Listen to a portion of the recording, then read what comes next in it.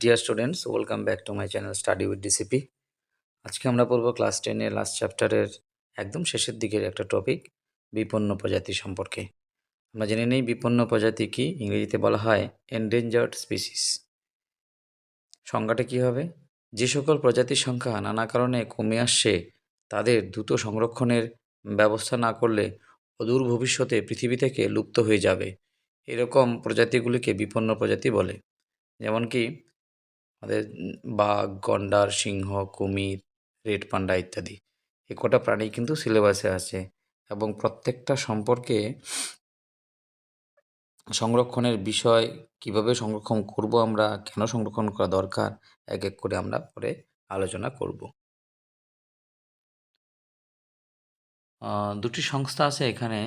প্রথমটা হলো WCA, world conservation union, আর বা আরেকটা আছে international union for conservation of nature and natural resources, যাকে IUCN বলা হয়। খুব ইম্পর্টেন্ট, এটা কিন্তু ফুল ফর্মও কিন্তু পরীক্ষাতে আসে। পৃথিবীর সমস্ত জীব প্রজাতিকে 9টি ভাগে ভাগ করেছেন। এর মধ্যে একটি বিপন্ন প্রজাতি। অনেক সময় জীবেরা বিপন্ন হয়ে গেলে তার সম্বন্ধে আর কোনো তথ্য পাওয়া যেত না, আগে যেটা হতো আর কি। কিন্তু পরে WCU অর্থাৎ ওয়ার্ল্ড কনজারভেশন ইউনিয়ন এর তত্ত্বাবধানে বিপন্ন বা অবলুপ্ত হয়ে যাওয়া জীব, বানানটা একটু ভুল হয়েছে, দীর্ঘিকার হবে, জীব প্রজাতিদের তালিকা প্রস্তুত করা হয় এবং তার রেড ডাটা বুকে রাখা থাকে। তাহলে রেড ডাটা বুক কি?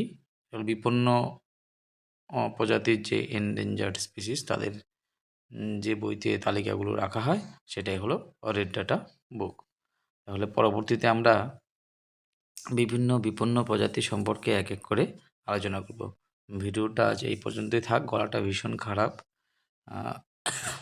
ভিডিওটি ভালো লাগলে অবশ্যই বন্ধুদের মধ্যে শেয়ার করবে। আর যারা নতুন আছো তারা আমার চ্যানেলটা সাবস্ক্রাইব করে দিও।